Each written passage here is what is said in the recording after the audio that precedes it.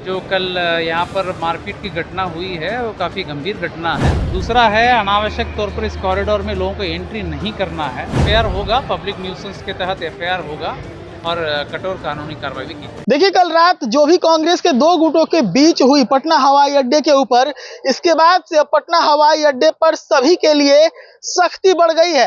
अब गाड़ियों का मैप बदल दिया गया है, अलग रास्ते से अब गाड़ियां जो है वो वहां पे पहुंचेंगी और वहां पर गाड़ियों के रुकने का जो नियम है वो भी बदल दिया गया है। इसके साथ ही जो कोई भी कल के इस अफरा तफरी वाले माहौल में शामिल थे, सभी के ऊपर कानूनी कार्रवाई की जाएगी। हम खबर में आगे बढ़ेंगे, लेकिन हम आपको सीधे सुनवाते हैं इस पूरे मामले को लेकर जिलाधिकारी क्या कुछ कह रहे हैं। वो अलग विषय है। आज हम लोग यहाँ आने का मकसद बताएं। आज हम लोग यहाँ आने का मकसद ये है कि जो कल यहाँ पर मारपीट की घटना हुई है वो काफ़ी गंभीर घटना है।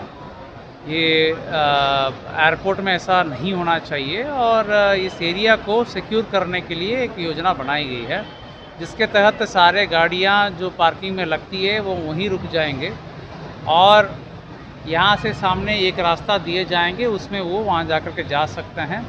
अन्यथा जब आकर के बुलाएंगे तो उनको पिकअप करके तुरंत निकाला जाएगा। यहाँ पर गाड़ियाँ सामने जो कॉरिडोर में नहीं रुकेंगी, पार्किंग में ही रुकेंगी।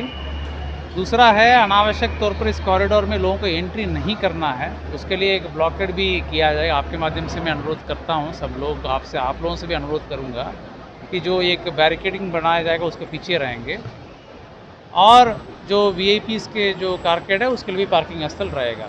बेसिकली ये जो स्पेस है ये एक प्रकार की एनक्लोज्ड और सिक्योर प्लेस करने के लिए योजना बनाई गई है, जिसमें एयरपोर्ट के सीएसएफ से भी हम लोग सहयोग ले रहे हैं और भी अपने भी मजिस्ट्रेट पुलिस पदाधिकारीगण, पुलिस फोर्स और ट्रैफिक पुलिस का भी काम रहेगा।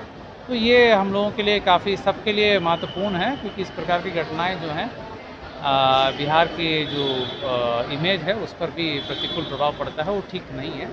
इसलिए ऐसा कदम उठाई गई है। मैं आपसे भी अनुरोध करता हूँ इसमें पूरी तरह से कल जिस तरीके से नेताओं के साथ मारपीट की गई, झड़प की गई, विरोध किया जा रहा है, उसमें उन लोगों के पहचान हुई है क्या?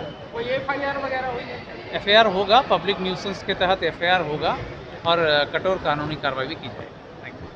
सर आप क्या हुआ पूरी प्रक्रिया? सर कल जो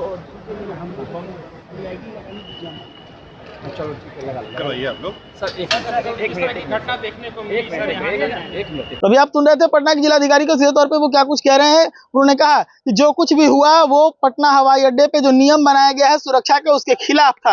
ये बिल्कुल ठीक नहीं हुआ, इससे बिहार की छवि खराब होती है और इसके साथ साथ ही सुरक्षा व्यवस्था को ही कहीं ना कहीं चोट पहुंचता है। तो ऐसे में जो कोई भी इस गतिविधि में लिप्त है उनके ऊपर कठोर कानूनी कार्रवाई की जाएगी। इसके साथ ही उन्होंने पटना हवाई अड्डे पर जो गाड़ियां आती हैं उनको लेकर नए व्यवस्था की बात कही है कि हम यहाँ पर नए व्यवस्था को करने के लिए आए हैं, ताकि जो गाड़ियां यहाँ पर बेतरतीब जमा होती है वो गाड़ियां वहां पर बेतरतीब जमा ना हो, कोई अव्यवस्था उससे ना फैले। साथ ही उन्होंने गुजारिश की है कि जिन्हें जरूरत ना हो वो पटना एयरपोर्ट का जो कैंपस है उसके अंदर न जाएं। जब तक काम ना हो पटना एयरपोर्ट के कैंपस के अंदर न जाएं। मैं आपको बता दूं कि इस वक्त बिहार के अंदर जो चुनाव है वो ठन चुका है और ऐसे में लगातार बड़े बड़े नेता जो हैं वो पटना हवाई अड्डे पर पहुंच रहे हैं, जिसको लेकर बार बार सिक्योरिटी थ्रेट जो है वो वहां पर क्रिएट होता है और ऐसे में समर्थक जो है वो वहां पर भारी संख्या में जुट जाते हैं और उसके बाद पटना हवाई अड्डे पर लगातार बवाल की खबरें भी आती रहती हैं। कुछ समय पहले भी पटना हवाई अड्डे से बवाल की खबर आई थी और ऐसे में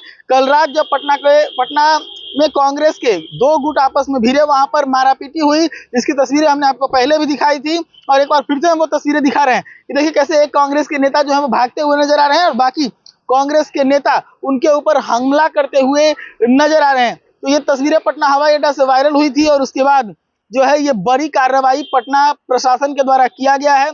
अब पटना हवाई अड्डे पर सुरक्षा को लेकर नई व्यवस्था है, जिसको लेकर क्या कुछ कहा जिलाधिकारी ने आपने साफ तौर पर सुना है। सच टॉक्स के लिए पटना से प्रशांत कुमार।